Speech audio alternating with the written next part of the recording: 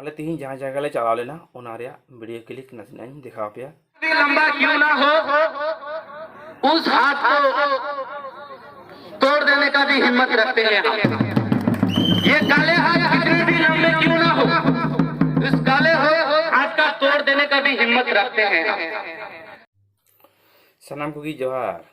आशा कनाई जो की नापाय मेना पे और इन नापाय मिनिया कथा दो निये कना जे इन दिन मेना अब नापाय बनावना खाली दुख मत दो बांग अड़ी जलन हो बुझे कना सीधे कनो चांद भाईरो भूलो जानवा मायाम लेंजित कान रहो नित हो अबु दो भारत रे आजादी बाबुन नाम लेदा तेहिं अबु सांताल आदिवासी चितान रे कुड़ी गिद्रा चितान रे रेप से भरम नशा दो चलाव दी कान गया नोंकन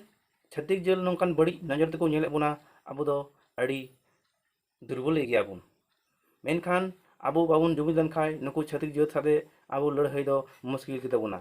अबु दबुन लड़ाई कना दिल लड़ते और उनको दको लड़ाई कना टाका पैसा ते से को मता कना टेक्निकल ते उनको दो दिमाग निये को लड़ाई कना और को बांचाव हिजुग कना भारत स्वाधीन कते तीन 75 बचर हुयुग कना आसे जहां को मेना 75 सेरमा हुयुग कना तीन आजादी बाबुन नाम का अबे सुरक्षा बनु बुना अपे नोबे गुनन दाड़े कना तीन अब सुरक्षा बनु बुना नोआ तो इन 100% रना जे अब सुरक्षा बनु बुना अब नित हो भारत रे आजादी बाबुन नाम कदा ओहर ताउन पे दिन रे दिन अत्याचार अब को चितान रे नाचार दो चलाव दी कान गया छत्तीस जेता इन वेस्ट बेंगल खिन रोडदा तीन 18 अगस्त तीन आले थाना घर आले चला लेना जहाँ दो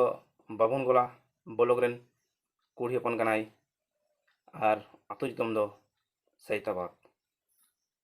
और हर दे को मेना सैत ओंडनी कुड़ी हपन मी मास लारे रेप करते को गज किदिया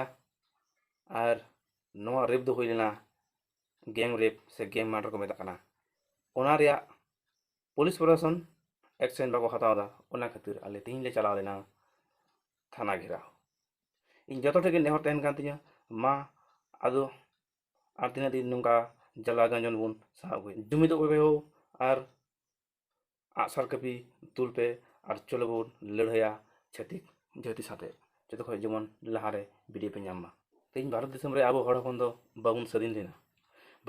लेना इया मेन दो पूरी बाबुन स्वाधीन लेना तो ओना रिया वीडियो क्लिक नसे नेल चुबना चलो तो वीडियो से उन मांग लेंगे जतो कते की वीडियो उन नेल संगिया देला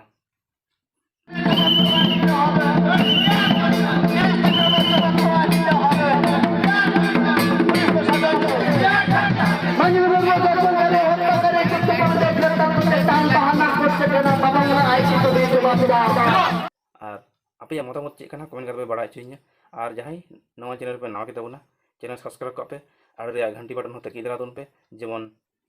नितो हो छत्तीस जेल अब चितान रे अन्याय अत्याचार दको चलाव दी कान गया और चिका दिन मेना अब उन सदिन ना इन सापा सापी ले लई सानाइन कना जे अब तो बाबुन सदिन कना अब मी टिके होई मेना